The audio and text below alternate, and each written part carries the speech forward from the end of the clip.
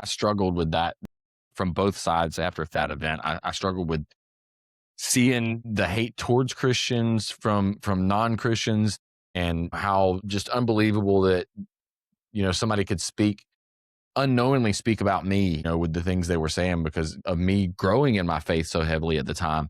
But then I also struggled from the other side with a lot of the self-righteous Christians that had wanted to divide the body into, well, these are the Christians I approve of and these are the Christians I don't approve of. And it got very segmented there. And I struggled really hard with that for a while after it happened. And how do I process it, and how do I let it go?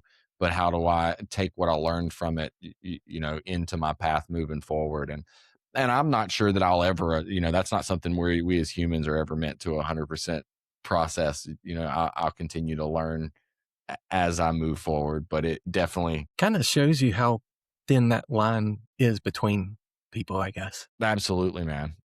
Absolutely. You make a good point though about being the example. And you said, we don't ever want to affirm people's sin and choices that they make, but have you ever taken advice from somebody who was too critical of you, somebody who was your adversary? How do you feel when they try to give you advice? Nobody hears that positively. Right. Yeah. Yeah. And it registers the exact opposite every time, right? Like it's 100%. yeah. And so it's on you, until they decide to make that move, it's on you to show them love and show them, what being with Christ gives you and produces in you, and what that fruit of the Spirit looks like. Then, the ones who decide to awaken, they'll ask you the questions and give you the opportunity to share that other thing.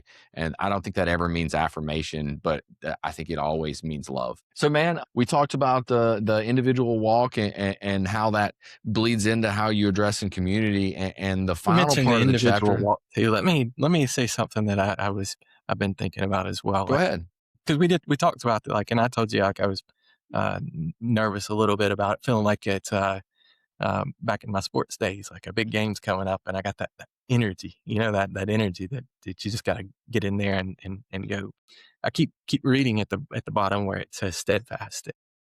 Uh, I think for me, what this is like I'm certainly I've got so much that I struggle with. Like there's a lot that I know I'm not doing right, but I'm trying. And I think that's probably for me what that steadfast part is that trying part of it.